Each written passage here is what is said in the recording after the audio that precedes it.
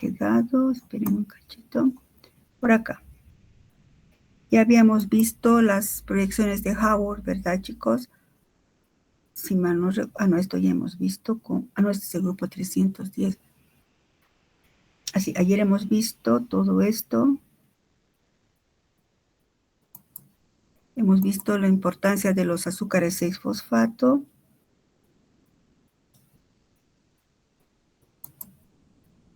Creo que hemos quedado por acá. Lastimosamente no se puede anotar ya nada porque nos han quitado espacio los de Google. Bueno, ¿qué vamos a hacer?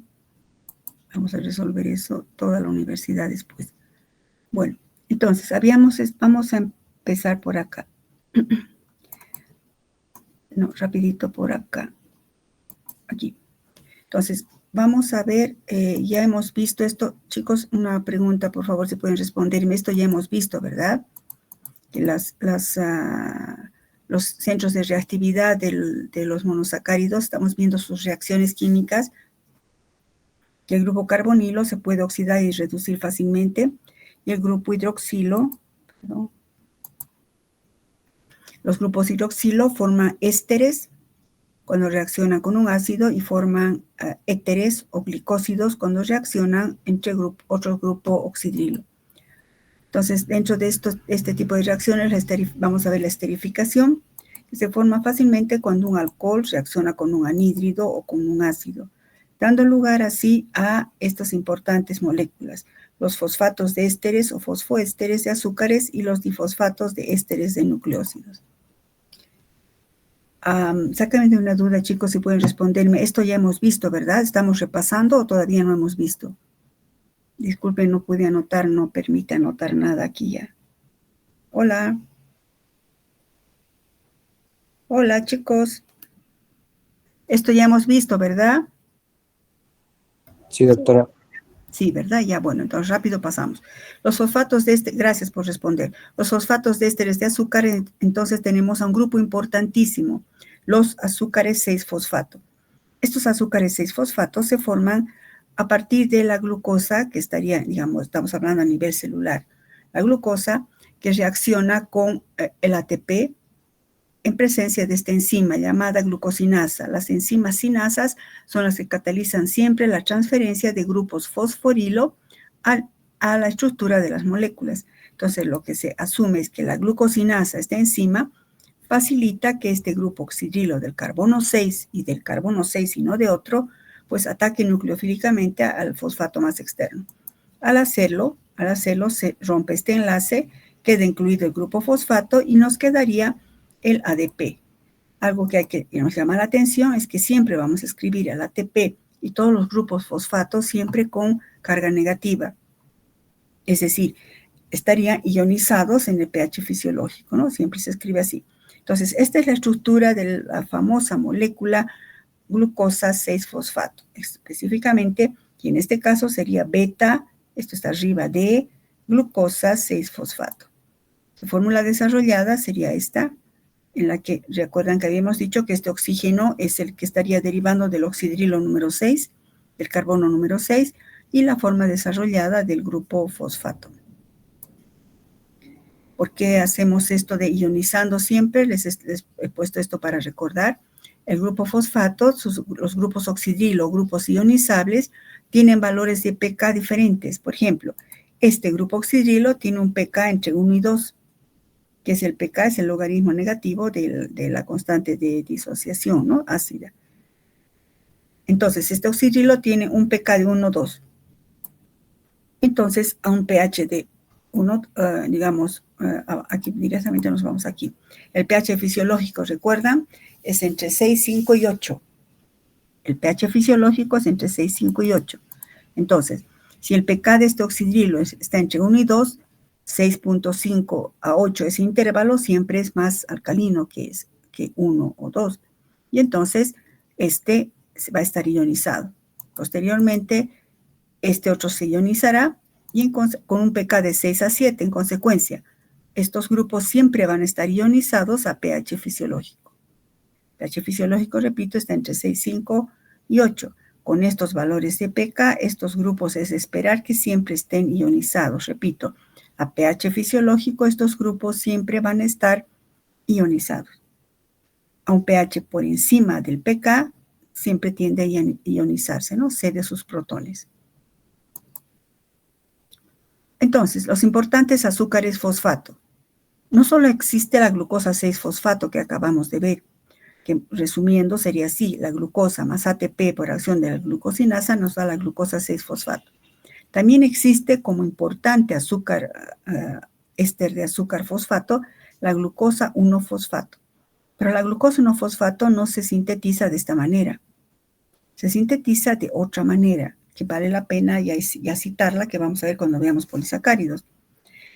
Escriban un ladito, por favor. La glucosa 1-fosfato se sintetiza por la hidrólisis consecutiva del glucógeno. Por la hidrólisis consecutiva del glucógeno o del almidón en las plantas, ¿no? Nosotros no almacenamos almidón, almacenamos glucógeno.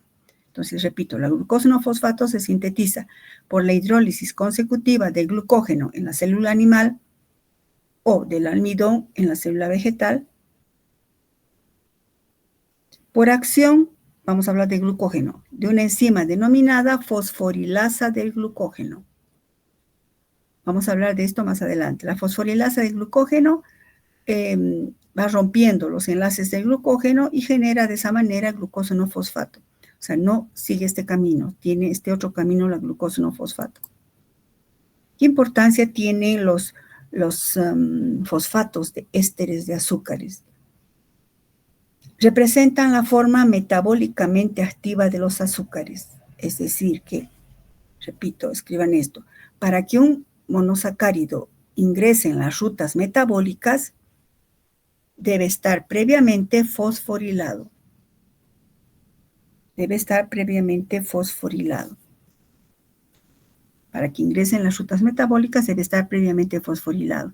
Y no solamente es la forma metabólicamente activa de los azúcares. Añadan esto más, por favor. Cuando, por ejemplo, la glucosa está fosforilada en el interior de la célula, cuando la glucosa está fosforilada en el interior de la célula, se vuelve impermeable, la glucosa 6-fosfato en el interior de la célula no puede atravesar la membrana plasmática. No puede atravesar la membrana plasmática. Porque esta es impermeable a compuestos fosforilados. Porque esta es la membrana, ¿no? Esta es impermeable a compuestos fosforilados. Y entonces es una manera de mantener o de retener la glucosa en el interior de la célula. De esa manera fosforilada, pues no sale de la célula. Además, otra cosa más, ponga, al estar fosforilada la molécula de glucosa, se vuelve recién sustrato para las enzimas del metabolismo. Se vuelve recién un sustrato para las enzimas del metabolismo. Entonces, la fosforilación es sumamente importante. Repito, en el caso de la glucosa, lo hace una enzima, la glucosinasa. En el caso de que sea la galactosa, será la galactosinasa, y así. La glucosa esto da lugar a la glucosa 6-fosfato. Es un punto importante de inicio de una ruta metabólica. La glucosa 1-fosfato no se sintetiza de esa manera, sino se sintetiza por ruptura consecutiva de la estructura del glucógeno, por ejemplo, por acción de esta enzima, la fosforilasa del glucógeno, que dando lugar a la glucosa 1-fosfato.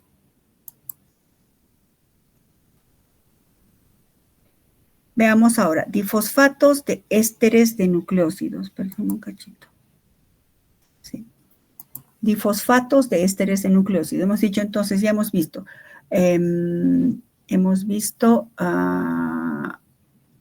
Los ésteres de azúcares.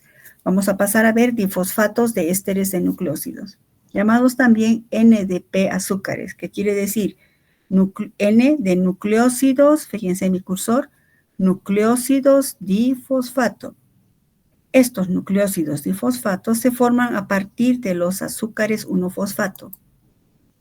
Y ahorita acabamos de decir de cómo se forman los azúcares 1-fosfato o monosacáridos 1-fosfato a partir ¿de qué? Del glucógeno, cuando se va rompiendo la estructura del glucógeno por acción de la fosforilasa del glucógeno.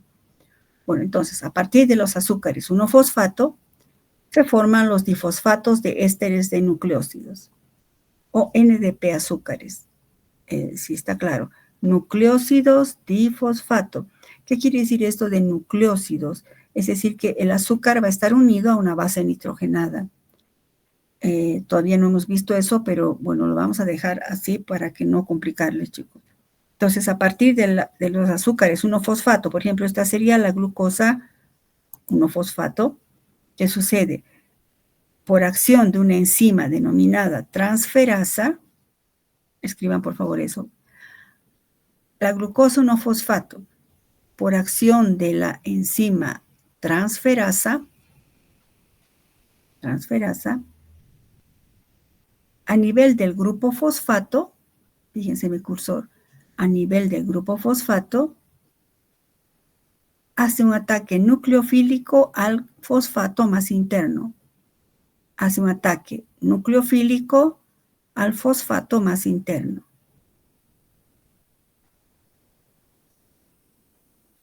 Liberando PPI. Ahorita vemos qué es eso. Liberando PPI. Entre paréntesis pongan que es PPI, pirofosfato inorgánico. Después vamos a hablar de eso, chicos. No puedo dejar de mencionar, sé que está un poco extraño. Liberando PPI. ¿Qué es PPI? Pirofosfato inorgánico.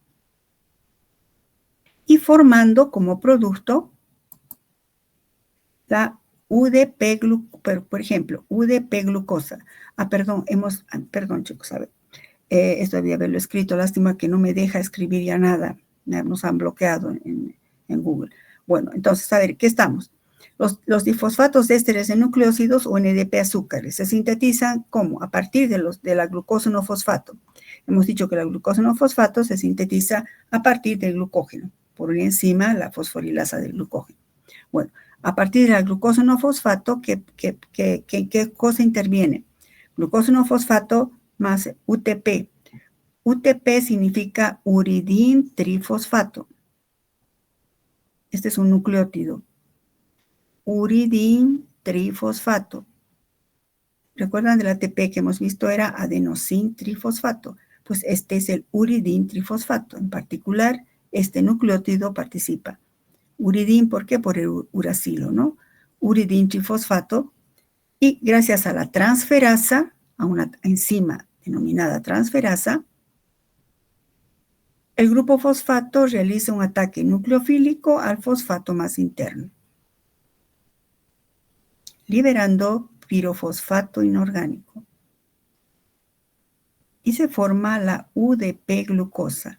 Si este era UTP, aquí ha perdido un fosfato que se ha incorporado a esta molécula, entonces se llamará UDP glucosa.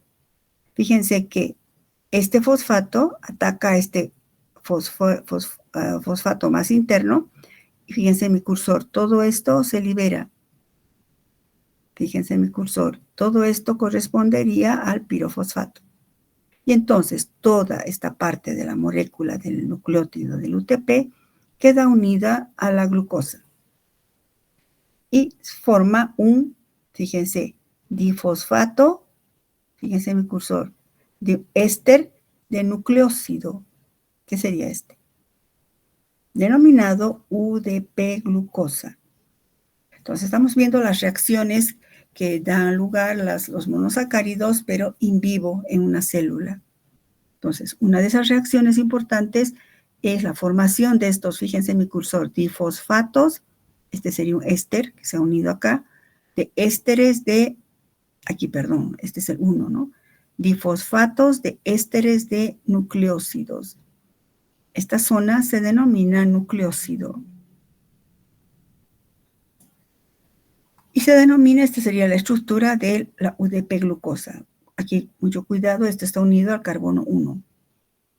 UDP glucosa, uridín difosfato glucosa, ¿no? Bueno, ¿qué importancia biológica tienen estos NDP azúcares?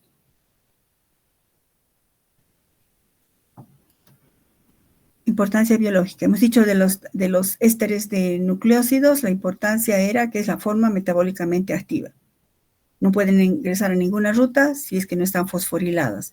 Ahora, la importancia de estos otros son los siguientes. La importancia es la siguiente. Son intermediarios de muchas reacciones del metabolismo de los carbohidratos. ¿Qué reacciones? Veamos de manera resumida. Son intermediarios, repito, de muchas reacciones del metabolismo de los carbohidratos. Así, los NDP azúcares participan en la biosíntesis de carbohidratos oligoméricos y poliméricos. ¿Qué digo oligoméricos? Síntesis de disacáridos, trisacáridos, ¿no? De 2 a 10. Poliméricos, más de 10. ¿Cómo? De manera resumida, esta es una parte de la biosíntesis, por ejemplo, de glucógeno que van a ver al año. Entonces, esto, glucosa N tienen, ¿verdad? Pongan un resto por ejemplo, un resto oligosacárido, digamos, de la unión de unos, pongan, de unos 5 glucosas unidas.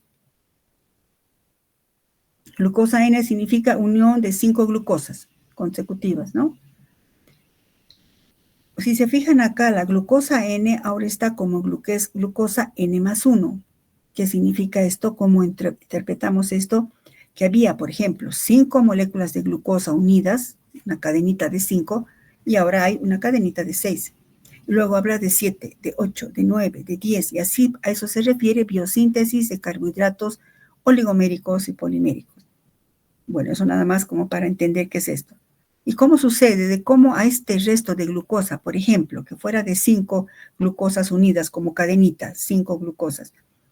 Si estas están 5, ¿de cómo aparecen con 6? Pues es la UDP glucosa que se ha formado en la reacción anterior dona residuos de glucosa. Entonces, los nucleósidos difosfato de glucosa tienen como función donar residuos de glucosa para que esta cadena crezca. Repito, la UDP glucosa, o sea, el NDP azúcar, tiene como función donar residuos de glucosa para que garantice el crecimiento o alargamiento del oligómero o polímero. Entonces, glucosa se vuelve glucosa más 1 más UDP que se libera.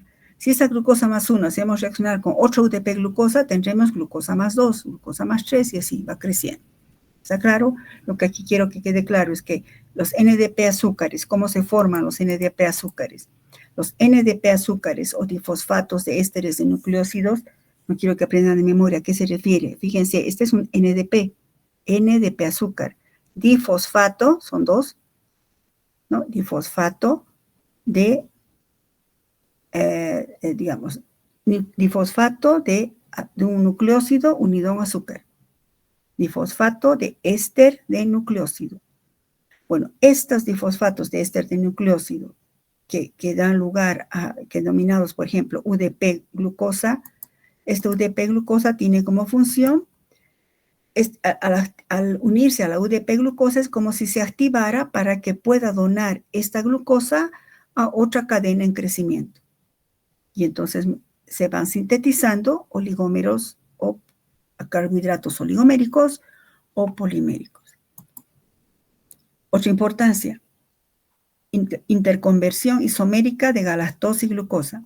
Quiero aclararles algo, chicos. Nosotros estamos viendo aquí la parte bioquímica estructural y vamos a ver algo de sus funciones, porque si no va a quedar un poco abstracto.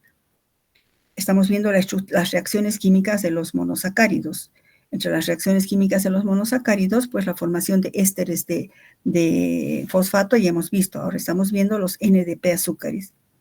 Estos NDP azúcares, su función es entonces, ¿qué? Activar a la glucosa para que puedan donar a otros restos de un oligómero para que crezca. Así se sintetizan carbohidratos oligoméricos y poliméricos. Otra función es la interconversión isomérica de galactosa y glucosa. Por ejemplo, cuando está como UDP glucosa, ya hemos visto cómo se forma, puede convertirse en UDP galactosa y viceversa, mediante una enzima, aquí aumente enzima de tipo isomerasa, mediante una enzima isomerasa. Fíjense que aquí intervienen enzimas, son los catalizadores. ¿Por qué isomerasa? porque la glucosa es un isómero de la galactosa y viceversa. Y entonces, la glucosa se puede transformar en galactosa o la galactosa en glucosa. Esto, digamos, tiene importancia en el metabolismo. Si consumimos galactosa, por ejemplo, al tomar leche, vamos a ver que la lactosa está formada por glucosa y galactosa. Esa galactosa no se pierde, se transforma en glucosa y entonces lo usamos. Entonces, estos NDP azúcares cumplen estas dos importantes funciones. Sobre todo esto van a ver con más profundidad en bioquímica 2 y esto también durante el metabolismo. Ustedes tienen que saber ya entonces que la UDP-glucosa, que es una forma también activada de la glucosa para sintetizar carbohidratos más complejos, o permite también la interconversión entre monosacáridos. Esa es la participación de la UDP-glucosa, es decir, en forma general, los NDP azúcares. Bueno, hasta aquí entonces hemos visto, ¿verdad?, cómo está reaccionando. Aquí, esperemos un cachito. Hemos visto la reactividad del grupo oxidrilo, si se fijan. En prácticas vamos a ver desde otro punto de vista. Por ejemplo, hemos dicho que, bueno, estos son los importantes. Esto, los ésteres de nucleósidos. A partir de la glucosa 1-fosfato, se va a formar, la glucosa 1-fosfato, se va a formar la UDP-glucosa. La UDP-glucosa tiene como funciones importantes, son intermediarios del metabolismo, que dan lugar a la biosíntesis de carbohidratos o a la interconversión entre monosacáridos. Ahora veamos la reactividad del grupo carbonilo y veamos las reacciones de oxidación y reducción después de los monosacáridos. Hemos dicho, ¿verdad?, que el grupo carbonilo es el responsable de la oxidación. Los grupos carbonilo, recuerdan, orgánicas, se oxidan hasta ácidos. Entonces, como esta es la glucosa, cuando se oxida el grupo carbonilo, da lugar a un ácido glucónico, muy generalmente llamado aldónico. No nos vamos a olvidar de eso, no dos nombres. Uno, glucónico, ácido glucónico. Pero si vemos aquí, se puede oxidar tanto el grupo aldehído, pero también se podría oxidar este alcohol. Recuerdan, química orgánica, los alcoholes primarios, que sería los oxidrilos, o sea, los alcoholes primarios se oxidan fácilmente. Este sería un oxidrilo en carbono primario. Entonces, dos puntos de oxidación, el grupo carbonilo y el oxidrilo del carbono 6. Cuando se oxida el grupo carbonilo, forma el ácido glucónico. Cuando se oxida el oxidrilo del carbono, bueno, en realidad se oxida el carbono, ¿no? Cuando se oxida el carbono primario número 6, que es primario, saben lo que es primario, ¿verdad?, se forma el ácido glucurónico. Ahora, ¿pueden oxidarse los dos? Sí. Si se oxidan ambos, se llama ácido glucárico. Entonces tenemos tres formas de oxidación. Si se oxida el grupo carbonilo, tenemos el ácido glucónico. Si se oxida el grupo hidroximetilo, bueno, el carbono 6, se formará el ácido glucurónico. Y si se oxidan los dos, da lugar a un ácido glucárico. Ahí veamos cómo es eso, su estructura. Esta sería la de glucosa, ¿no? Grupo carbonilo, grupo oxidrilo en carbono primario. Cuando se oxida, puede oxidarse y formando, fíjense, se puede oxidar el grupo carbonilo aldehídico. Y entonces se formará el ácido, fíjense, de glucónico, que tiene actividad óptica en un polarímetro, sí, por eso mantenemos el paréntesis. Ácido glucónico. Ahora, tenemos la de glucosa. Si se oxida ahora el oxidrilo del carbono primario, aquí está, pero esto se queda tal cual. Se está oxidando, se llama ácido glucurónico.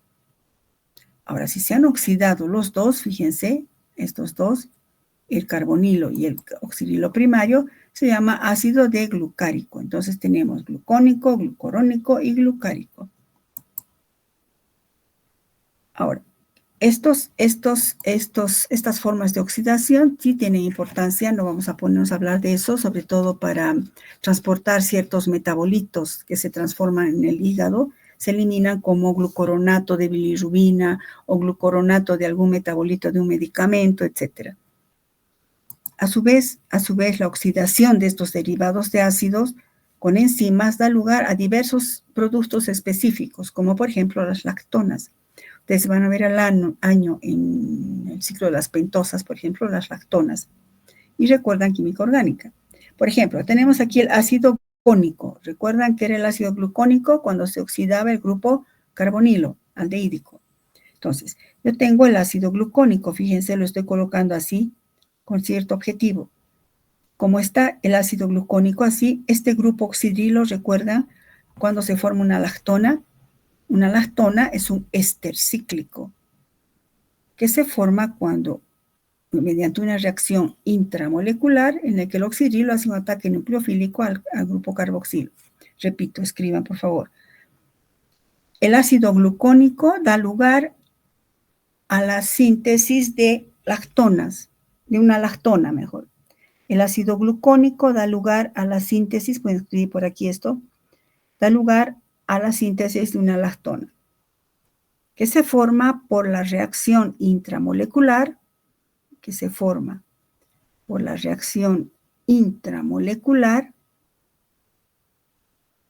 entre el oxidrilo número 5, que sería este.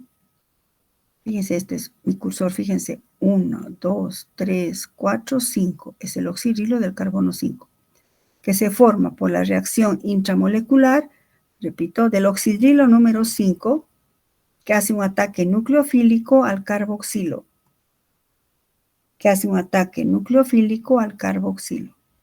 Entonces se forma, han debido ver cómo se forman las tonas en química orgánica. Bueno, entonces, ¿qué sucede? El par de electrones, fíjense en mi cursor. El par de electrones de este oxígeno hace un ataque nucleofílico a este carbono, salta este par de electrones. ¿Y qué sucede? Esto queda como un protón que viene aquí y esto se va como agua, ¿no? Y se forma el éster. Y entonces esta es una lactona. Repito que es una lactona, es un éster cíclico. Una lactona es un éster cíclico. Y entonces recuerdan química orgánica, si este es el carbono inicial, fíjense en el cursor, este es este, entonces sería alfa, beta, gamma, delta. Siempre para nombrar las tonas se usa la nomenclatura común. Entonces tenemos alfa, beta, gamma, delta. Entonces esta será una D de la configuración relativa, ¿no? Delta, esta es la letra griega delta, de delta gluconolactona. De delta gluconolactona, del ácido glucónico, ¿no? Gluconolactona. Bueno, de esa manera aparecen las tonas en el curso del metabolismo, en ciertos ciclos metabólicos. Gracias a la oxidación que ocurren de los monosacáridos en el interior de la célula. ¿Qué pasa con los ácidos urónicos? Recuerden que habíamos dicho, este sería el ácido glucónico.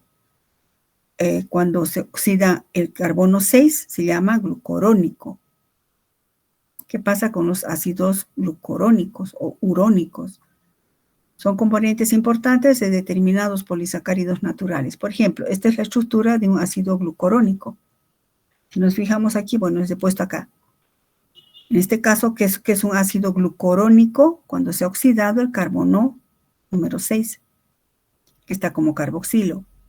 Entonces, este oxidrilo no va a atacar a este carboxilo formando una glucona, ¿no? Porque sería un ciclo de 3, muy inestable, ¿no? Las tensiones de Bayer, muy inestable. Este oxidrilo, entonces, fíjense en mi cursor, ataca nucleofílicamente a este carbonilo y forma un hemiacetal, pero que tiene la particularidad de que este carbono, aquí el 6, está como ácido. Entonces, ¿cómo se llamaría? Ácido. Este está arriba, beta, de glucorónico, forma cíclica. Ácido beta de glucorónico. ¿Está claro, chicos? Este oxidrilo hace un ataque nucleofílico a este grupo carbonilo. Se forma un hemiacetal, que sería este. Y en este caso ya no tenemos al hidroximetil, CH2 oxidrilos, ya no es hidroximetil, ahora es un carboxilo, porque se ha oxidado el carbono número 6. Entonces se llama por esa razón ácido beta de glucurónico. Este forma parte de importantes polisacáridos naturales. Por ejemplo, aquí aumentenle, ya aumenten aquí, por ejemplo, el ácido hialurónico, que vamos a ver. Por ejemplo, el ácido hialurónico con H. No me permite aumentar, qué barbaridad. H, hialurónico, ácido hialurónico.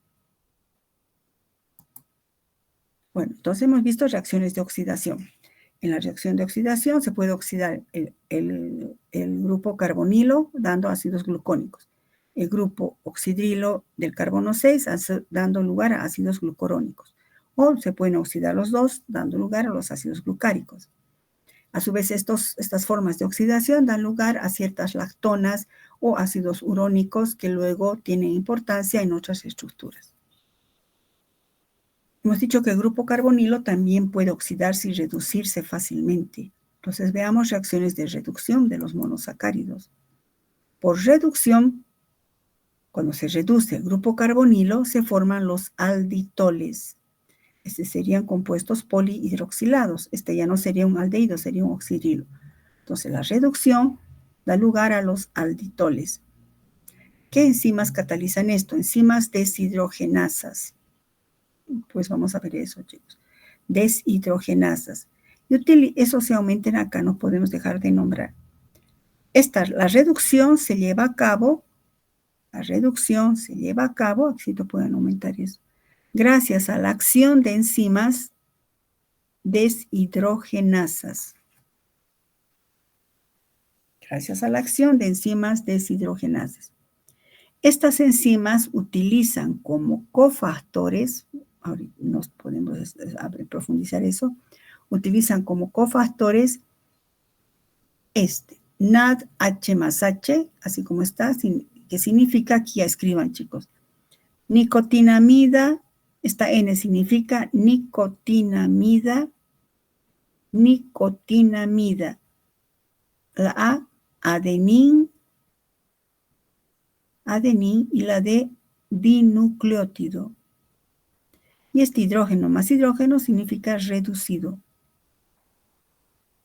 Después vamos a hablar de eso. Son las miguitas que les había dicho que no puedo dejar de mencionar, pero no vamos a profundizar. Ahorita dirán, ¿qué es eso? ¿Qué cosa está hablando? No podemos dejar de mencionar.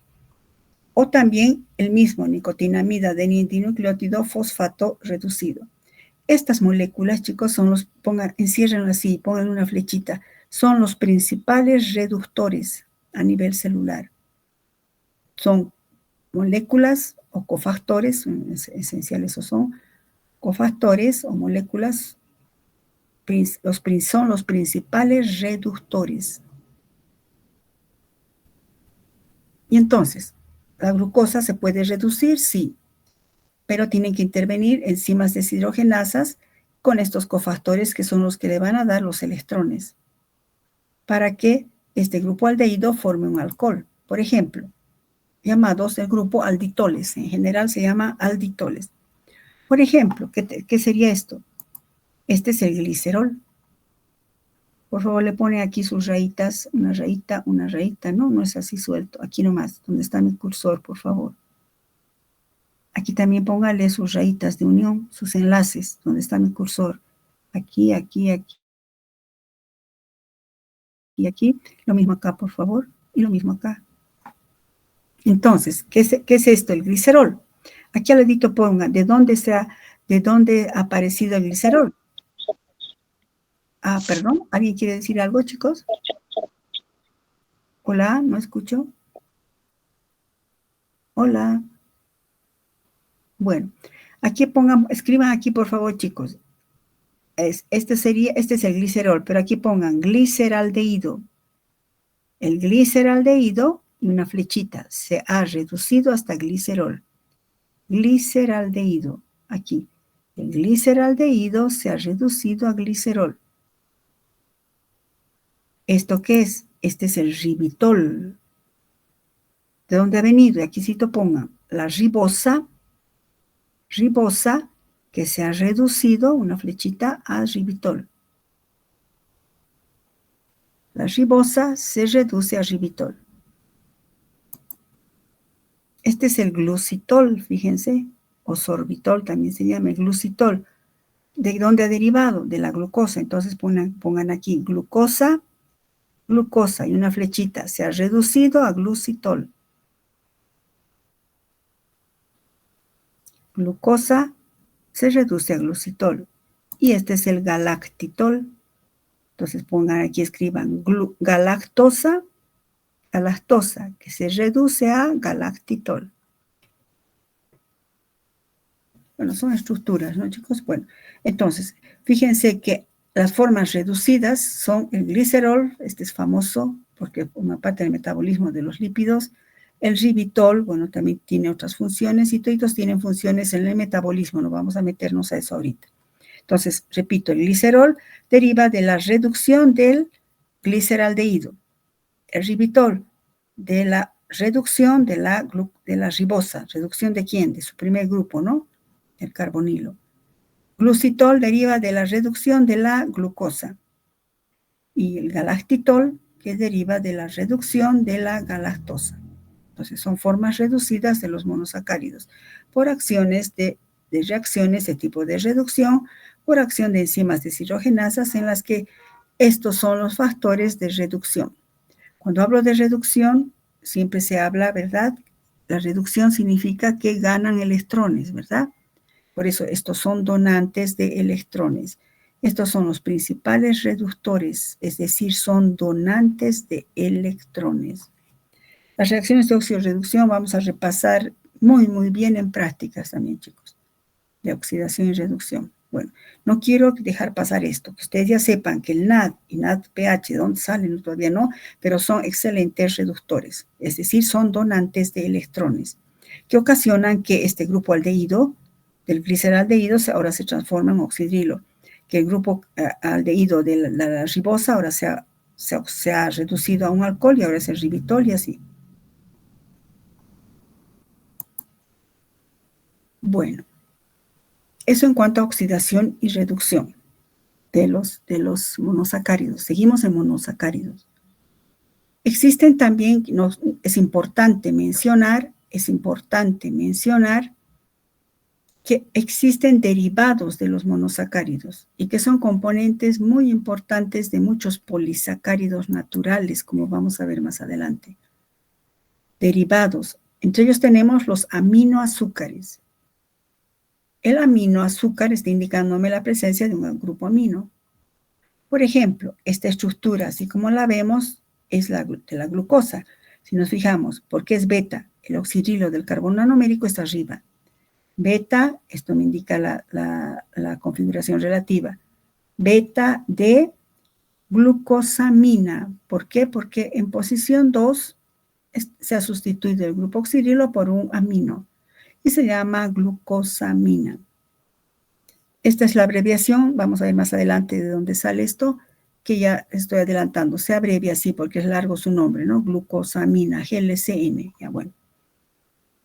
Y también esta que sería, si esta es la glucosa, esta es la galactosa. Entonces sería beta de galactosamina. Están presentes en muchos polisacáridos. Todavía ahorita no puedo nombrarles eso, pero cuando veamos, vamos a ver esto. La glucosamina, la galactosamina. Entonces son derivados de los monosacáridos. Y también puede ocurrir lo siguiente.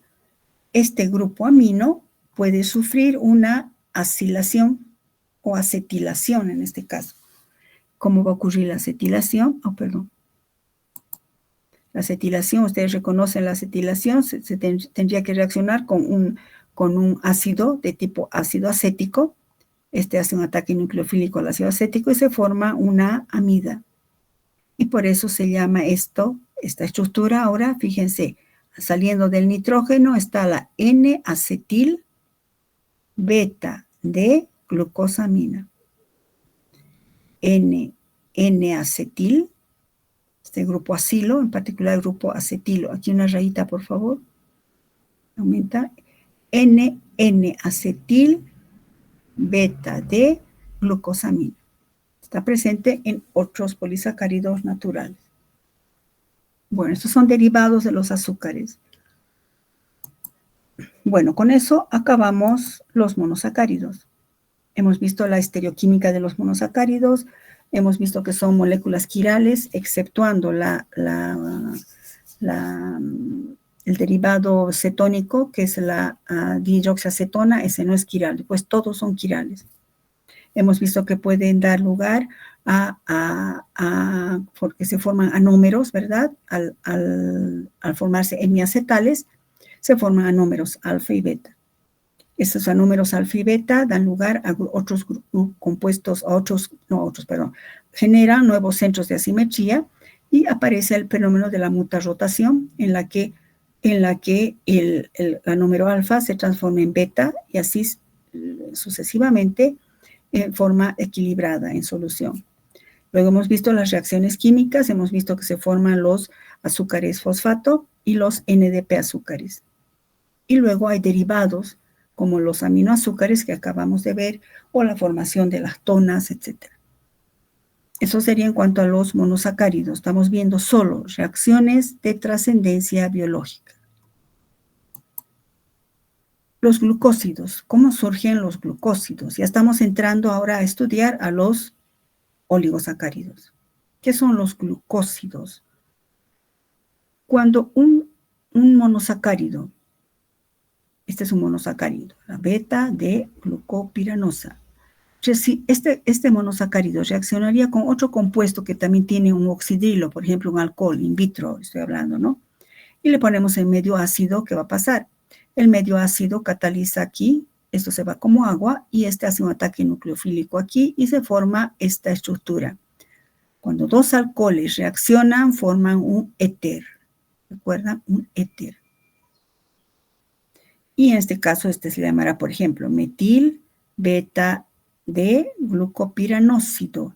Entonces, cuando un monosacárido reacciona con un compuesto con oxidrilo, forma un glicósido.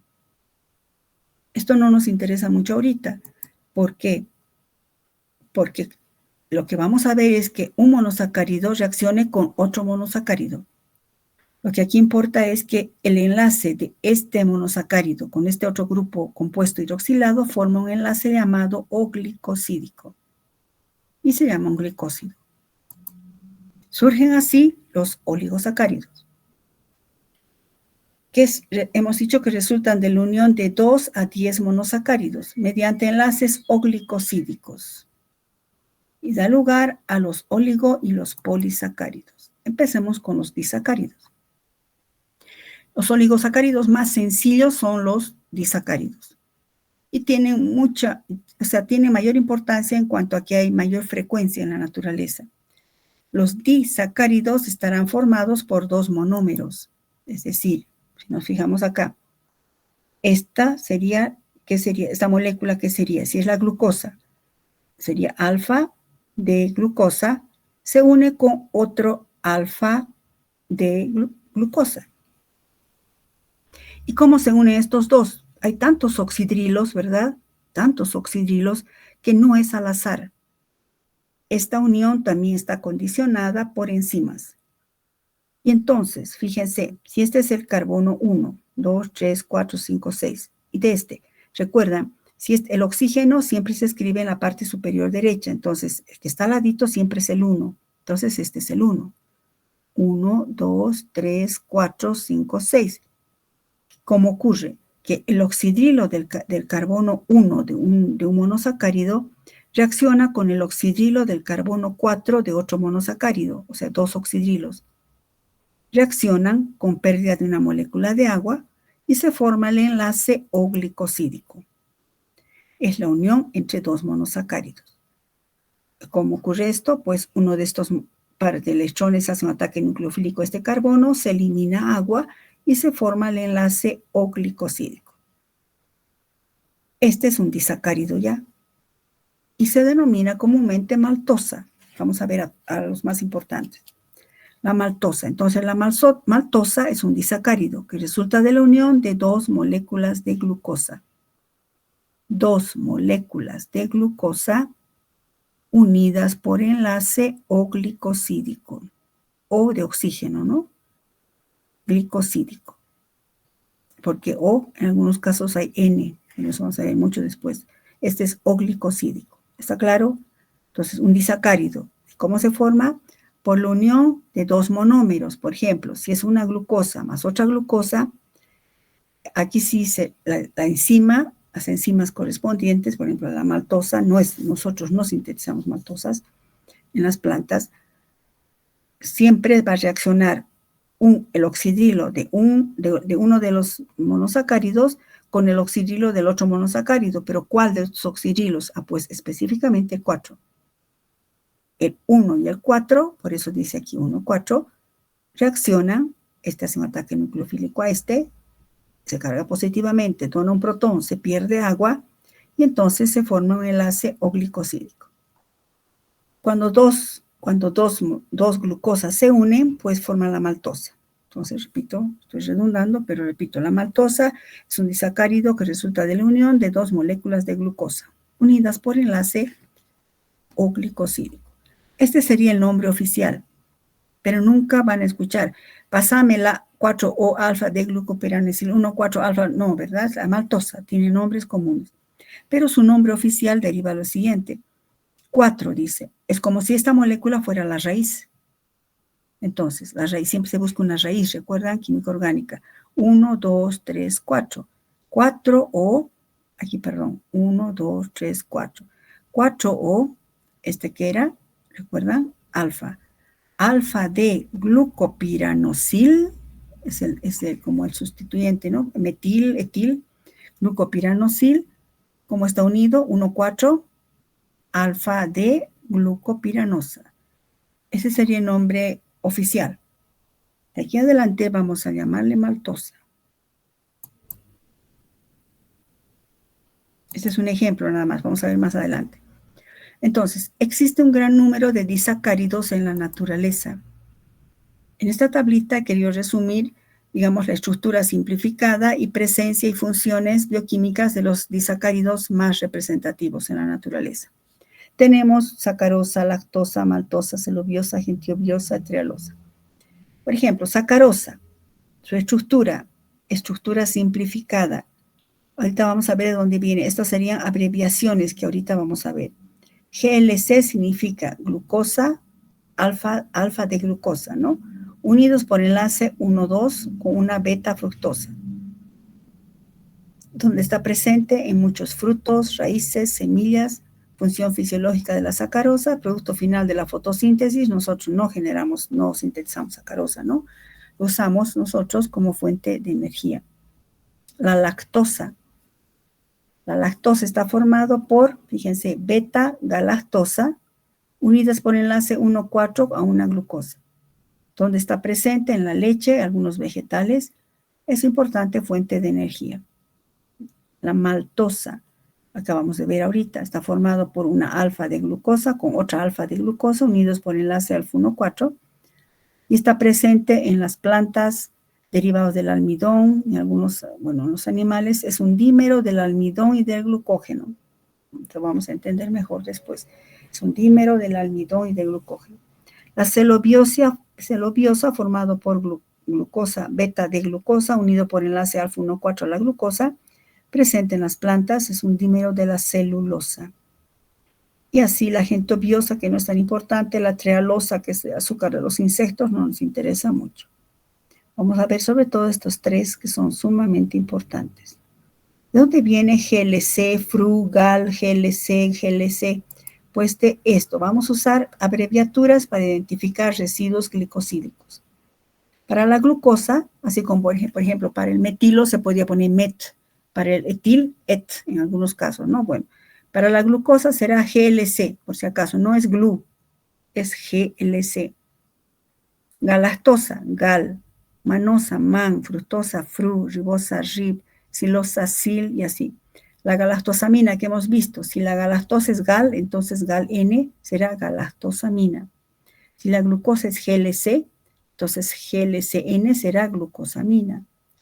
Y recuerdan que hemos visto que el N-acetil, entonces será, si es N-acetilglucosamina, glucosa es GLCN-AS, significa N-acetilglucosamina. N-acetilgalactosamina, y así. Y el ácido glucurónico que hemos visto será GLC, urónico, ácido, ¿no? A. No se usa mucho, esto tampoco vamos a usar mucho. Los ácidos siálicos, neuramínicos, ustedes van a ver en bioquímica 2 y en microbiología. Bueno, son abreviaciones usadas mundialmente para, digamos, como está aquí, por ejemplo, para escribir más abreviadamente, digamos, la estructura abreviada o simplificada de la sacarosa. Yo digo la lactosa. Está formada A por beta de glucosa y glucosa por enlace alfa 1,4 o beta 1,4. Este es el enlace glicosídico. Aquí ponga, este es el monómero, así enciérrenlo, monómero, enlace tipo de enlace glicosídico. ¿Dónde está mi cursor? Tipo de enlace glicosídico. Este es el otro monómero, ¿no? Bueno. De forma resumida, y para que nombremos los disacáridos de manera sistemática, debemos siempre especificar sus monómeros. Por ejemplo, la maltosa son 2 glucosas. Y también debemos indicar sus configuraciones espaciales, si son D o si son L. También tenemos que especificar los tipos de anillos, si son piranósicos o furanósicos. Tenemos que indicar sus formas anoméricas, si son alfa o beta. Y el modo de unión de los monosacáridos componentes, si es 1,2, 1,4.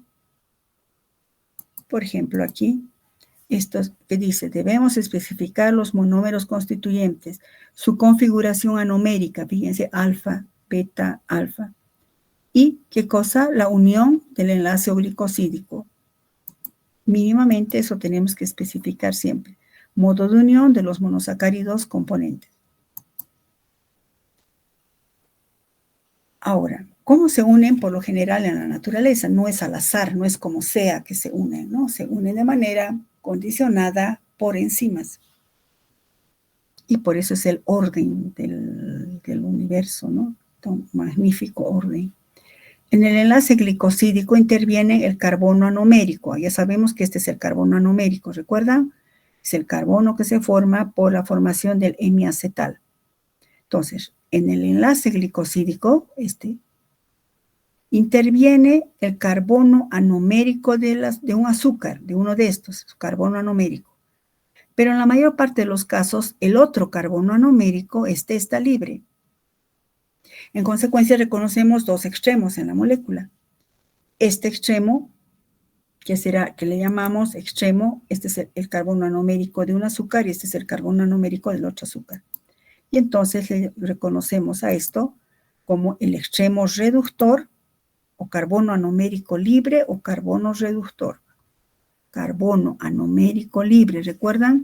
Cuando vimos esto también se llama reductor, les había dicho. Entonces quiere decir que este disacárido tiene un carbono anomérico libre o reductor. Vamos a ver por qué se llama reductor. Este otro no, porque está implicado en la formación del enlace glicosídico. Entonces este otro extremo es no reductor, solo este extremo es reductor. Repito, este tiene un extremo reductor porque el carbono anomérico no está formando un enlace glicosídico. En cambio de este, sí está formando el enlace glicosídico, entonces solo queda este. Esa es la maltosa nuevamente. Y me está indicando ya que la maltosa tiene un carbono libre reductor. A eso va a redundar en sus propiedades in vitro. La maltosa es un azúcar reductor. Y aumenten. La maltosa es un azúcar reductor. ¿Qué es eso? Vamos a ver en prácticas. Reduce muchos reactivos y nos permite identificar por eso. Entonces, la maltosa tiene un extremo reductor. La sacarosa es un caso especial. Nos fijamos, la sacarosa hemos visto que está formada por alfa, fíjense, por está abajo esto, ¿no? Alfa de glucosa más beta de fructosa. Aquí hay una cosa que vamos a aclarar. Más beta de fructosa. En la estructura de la sacarosa, en este caso, este sería el carbono 1, este es el carbono 2 y este es el oxidrilo anomérico. Este es el carbono anomérico. Pongan un redondito ahí, ahorita les explico. Aquí sí hay que hacer un artificio al mover la molécula. Esto es el carbono anomérico y este es el carbono anomérico. Y entonces, En la formación del enlace glicosídico están implicados los 2 carbonos anoméricos.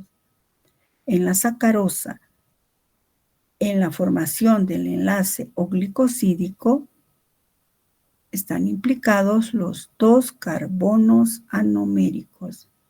En consecuencia, escriban, en consecuencia, no hay un carbono anomérico reductor libre, me refiero, claro que están ahí, pero no hay libre, no hay carbono reductor libre. Consecuencia, la sacarosa no es reductora.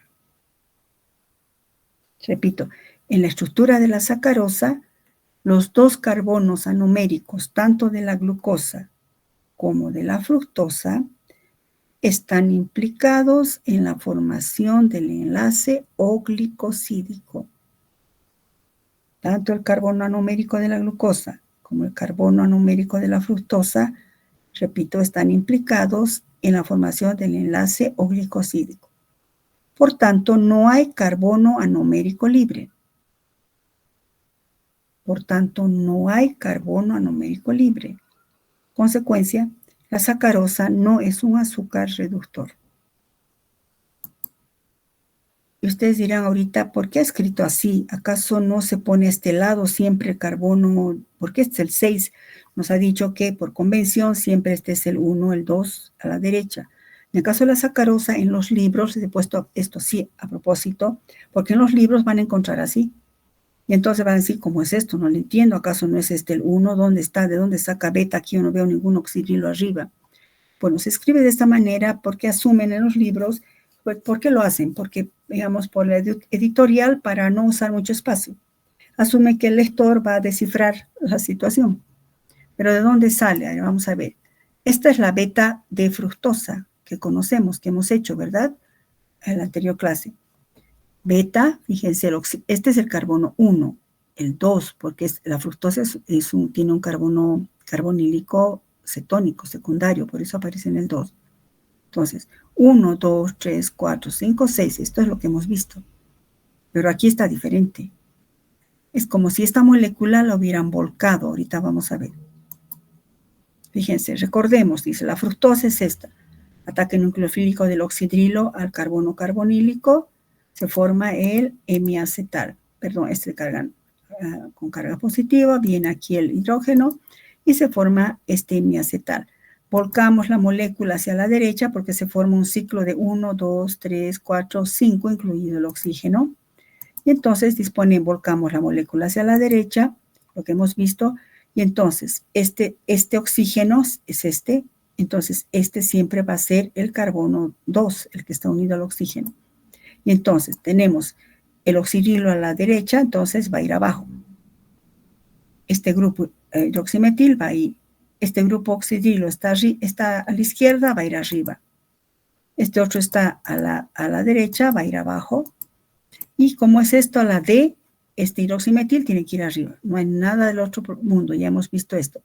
Esto en consecuencia es, así como lo hemos escrito, sería la alfa de fructofuranosa. Alfa de fructofuranosa. Pero aquí, ¿por qué aparece así? Nuevamente les pongo así. Esto es lo que acabamos de escribir ahorita. ¿Por qué aparece aquí? Les explico. Esta es esta estructura, chicos, ¿se fijan? Es esta. La he copiado acá. Entonces, vuelquen la molécula imaginariamente hacia la izquierda. Lo que he tratado de escribir así, sacando fotito. Está girando la molécula. Y al final aparecería así, ¿verdad? Y entonces este es el 1, este es el 2, el 3, el 4, el 5 y el 6 de lo que aparece acá. Y este 2, que sería este, va a ser ahora el que va a atacar a este oxidrilo del 1. Esto es lo mismo, solo que está volcado. ¿Para qué? Para poder acercar el oxidrilo 2 con el 1. Porque si hiciéramos así, el 1 está aquí y no podríamos formar el enlace. Solamente es por cuestión editorial que le complican ahí.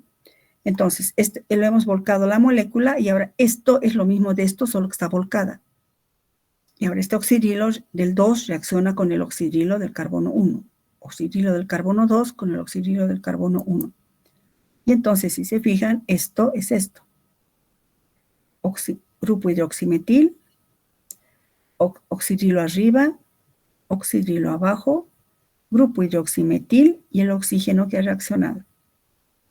Por si acaso, eso como aclaración para que no piensen que les he dado mal o que en el libro hay alguna fe de ratas, se llama fe de erratas cuando se equivocan, no hay nada de eso. Bueno, pero también lo que se podría hacer sin complicarnos, hacer reaccionar así. La glucosa arriba y la fructosa abajo. Entonces, fíjense, el oxidrilo del carbono 1 se une con el oxidrilo del carbono 2 y van a formar un enlace glicosídico con pérdida de una molécula de agua. Es lo mismo. Esto es más sencillo. Cuando una vez quieren escribir la sacarosa, les aconsejo escríbanlo así. Lo otro es que van a ver en los libros, que no está mal.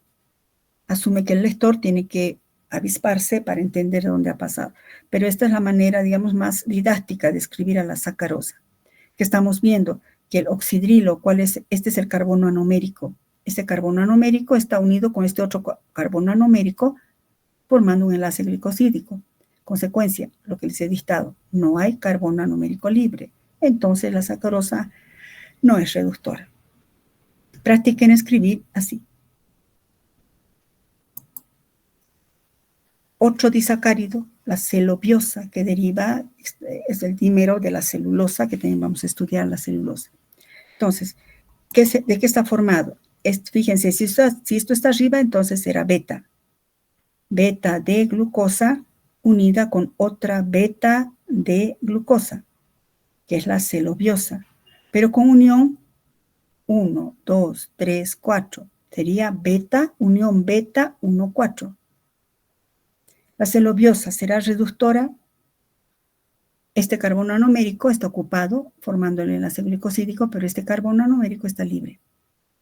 Consecuencia, la celobiosa es una molécula reductora.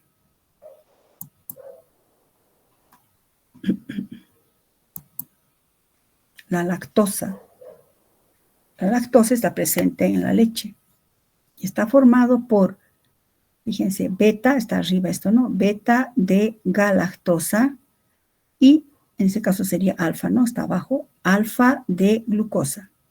Corrijan eso, por favor, alfa, porque esto está abajo. Y entonces, fíjense, el carbono anomérico de este está formando, pero este carbono anomérico está libre porque el enlace es 1, 2, 3, 4. Es 1, 4. Entonces, la lactosa es reductora. Bueno, eso en cuanto a los oligosacáridos. Perdón, no vamos a ver trisacáridos, tetrasacáridos, no es, digamos, tan importante estudiarlos. Los disacáridos sí, porque abundan en la naturaleza. Entonces, los disacáridos están formados por la unión de dos monosacáridos. Ambos se unen mediante enlaces oglicosídicos, que serían enlaces en esencia de tipo éter. Los oxidrilos reaccionan, forman el enlace oglicosídico con pérdida de una molécula de agua. Ahora, según el tipo de unión, puede dar lugar a que el disacárido sea reductor o no sea reductor. ¿Cuándo va a ser reductor? Por ejemplo, cuando siempre, se han fijado siempre, el carbono anomérico de una de las moléculas siempre está implicado, pero del otro no. Si está libre un carbono anomérico, entonces la molécula es reductora. Sí, como en el caso de la sacarosa, ambos monómeros tienen sus carbonos anoméricos implicados en la formación del enlace glicosídico, no hay carbono anomérico libre, en consecuencia no es reductor. Ustedes dirán, ¿y por qué? ¿Qué hace el carbono anomérico? ¿Por qué dice usted reductor? Eso, chicos, vamos a ver bien, con mucho detalle en práctica. Sucede que por muta rotación se va rompiendo el enlace, eso vamos a explicar mejor en práctica. Lo que hasta aquí quiero que quede claro que el hecho de que sea reductor o no depende de que si el disacárido tiene o no tiene carbono anomérico. Si tiene carbono anomérico libre, es reductor. Entonces se lo puede reconocer por reacciones de óxido-reducción. Si no tiene carbono anomérico, no es reductor y también podemos reconocerlo porque no va a dar las reacciones de óxido-reducción. Repito, son reacciones que vamos a ver en laboratorio. Aquí estamos viendo las estructuras. ¿Hasta aquí alguna pregunta, chicos?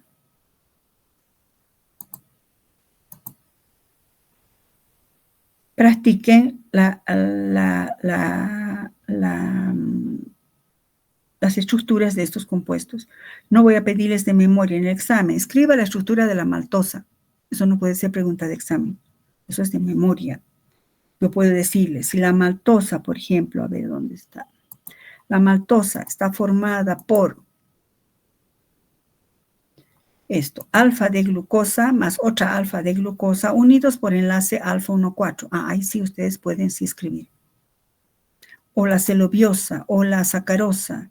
Si les digo ni siquiera el nombre científico, no. Está unido por una alfa de glucosa más otra alfa de glucosa unidos por enlace alfa 1,4. Sabemos que siempre se dispone de esta manera, entonces sí pueden escribir. Dándoles los datos, chicos, no es de memoria. Bueno. Estamos en polisacáridos. Ya, vamos a pasar a polisacáridos. Ya hemos visto monosacáridos, disacáridos, o sea, dentro de oligosacáridos solo hemos visto disacáridos por la importancia que tienen. Polisacáridos. Es importante utilizar la etimología, chicos. Poli significa muchos, entonces son biomoléculas formados por muchos, más de 10 por más de 10 unidades de disacáridos, hasta cientos y miles, todos unidos por enlaces oglicosídicos. ¿Qué es un enlace oglicosídico?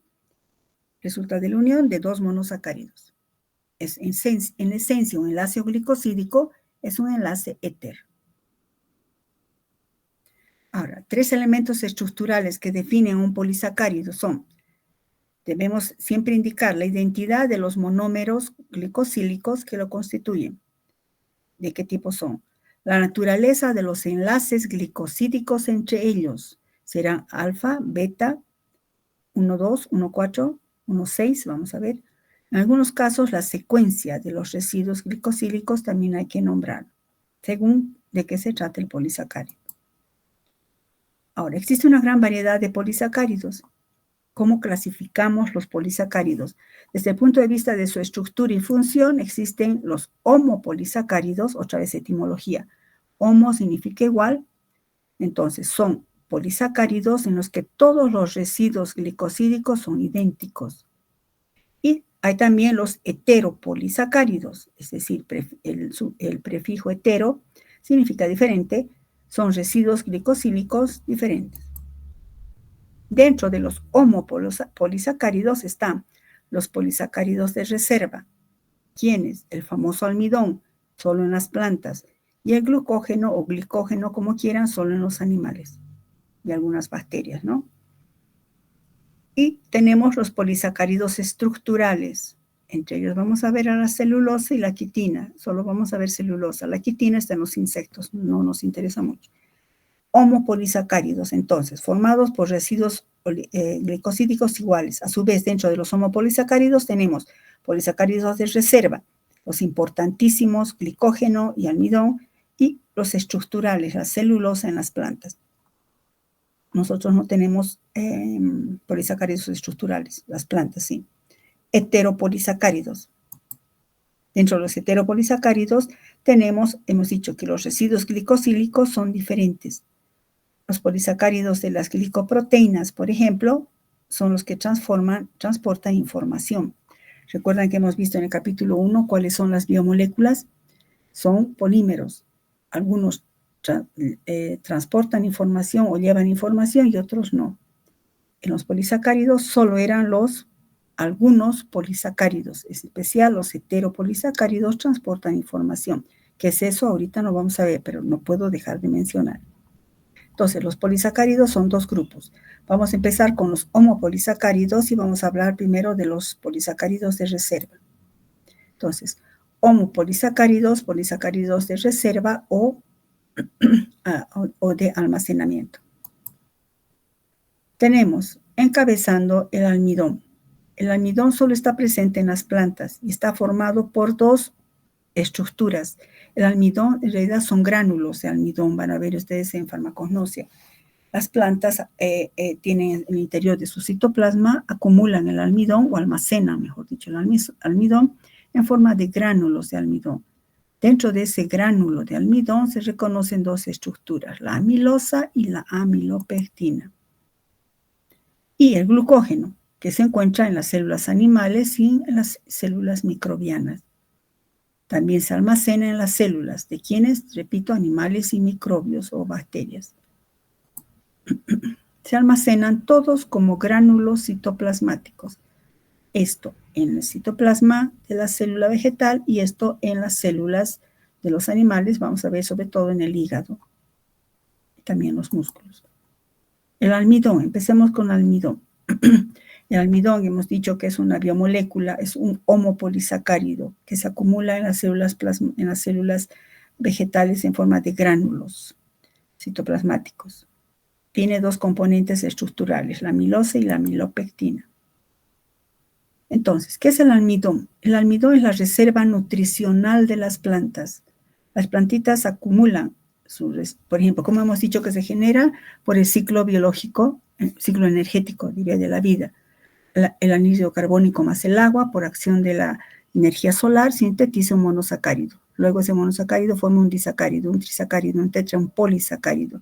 Y se forma el almidón, que sería la reserva nutricional de las plantas. Es un polímero homogéneo, es decir, está formado solo es un polímero de alfa de glucosa, o sea, cientos de alfa de glucosas unidas como cadena, y por eso también se llama el almidón un alfa-glucano. ¿Por qué alfa-glucano? Porque su componente monomérico es la alfa de glucosa, por eso es un alfa-glucano. Hemos dicho que está formada por dos estructuras, la amilosa y la amilopectina. ¿Qué es la amilosa? Veamos la estructura primaria de la amilosa. Cuando hablamos de estructura primaria, estamos hablando de su composición elemental, diríamos. Está formado todos en una estructura lineal, formada por la unión de residuos de monosacáridos unidos por enlace glicosídico alfa-1,4. Su estructura primaria se refiere a la unión de los monómeros, así como los eslabones de una cadenita. Está constituida toda por alfa de glucosa, unidos por enlaces alfa-1,4. Su estructura secundaria, ¿a qué se refiere? La estructura secundaria, o sea, la estructura primaria se refiere a cuáles son sus componentes, sus constituyentes monoméricos. Estructura primaria son constituyentes monoméricos. En cambio, la estructura secundaria ya se refiere a una disposición espacial. Ahí ponga, estructura secundaria, disposición espacial. Entonces, la estructura de este alfa-glucano, de la amilosa, tiende a formar una conformación helicoidal espiralizada. Veamos. Una conformación helicoidal espiralizada. Esta es estructura secundaria. La primaria es cómo se une este monosacárido con este con este, este con este, este con este. Y entonces veamos a ver la estructura de la amilosa. Hemos dicho, ¿verdad?, que estas glucosas vamos a escribir ahora, de aquí en adelante, como conformación de silla. Entonces, si esta sería una molécula de glucosa, hemos dicho que la alfa-amilosa, ¿de qué está formado? Está formado por, todas son unidades de alfa de glucosa. Todas se unen entre sí mediante enlaces glicosídicos. Y su conformación espacial es como una forma helicoidal espiralizada. Veamos una partecita, como si esta estructura, estaríamos viendo esta partecita. Entonces, tendríamos, esta es una alfa de glucosa. Fíjense, alfa, ¿por qué? Está abajo su oxidrilo. Alfa, el hidroximetil está arriba. Alfa de glucosa. Unida a la otra alfa de glucosa, fíjense, este es el 1, el 2, el 3 y el 4. Unida con la 1 de la otra glucosa. Entonces, se une enlace alfa 1,4. ¿Está claro eso? Ahora, este es el 1,4. El 4 de este se une con el 1 del siguiente. A su vez, el 4 de este con el 1 del siguiente y así se van uniendo. Entonces, es una larga cadena de unidades de alfa de glucosa unidas entre sí por enlaces alfa 1,4. ¿Está claro eso? Pues bueno, entonces, Debido a este enlace alfa 1,4 tiende a tener esa estructura espiralizada.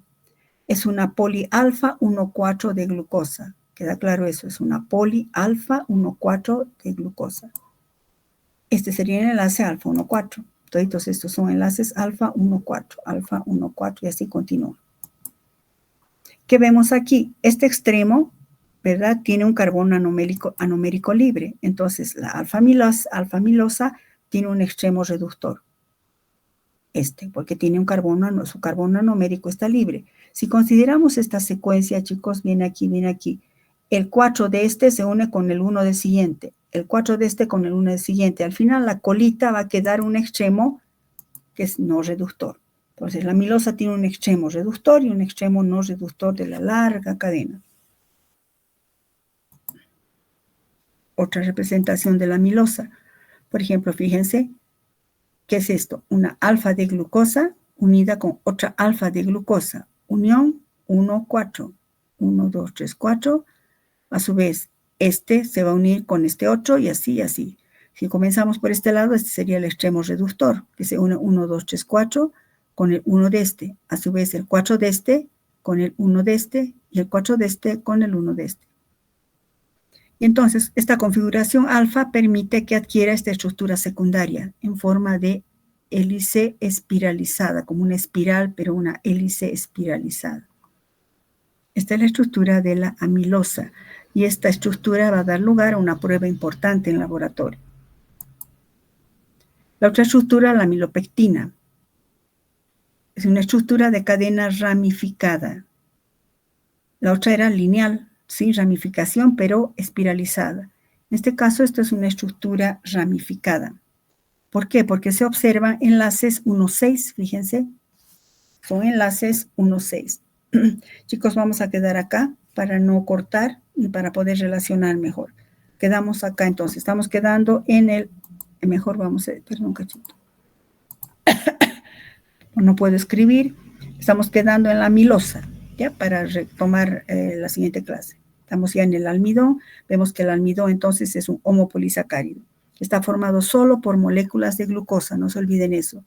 Solo moléculas de glucosa. Y que a su vez tiene dos estructuras, la amilosa y la amilopectina. Bueno, vamos a quedar ahí. ¿Alguna pregunta, chicos?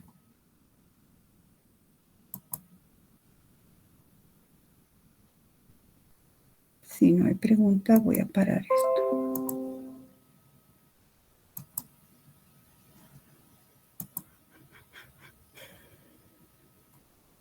Bueno, si no hay preguntas, quedamos en eso, chicos, entonces. La siguiente clase vengan repasando para que se continúe y sea mucho más fluido, por favor. Hasta luego, chicos. Voy a dejar de compartir. Listo. Hasta luego, chicos. Nos vemos en las clases de prácticas. Ya compartí las diapositivas. Tienen que ir con las diapositivas impresas. Hasta luego.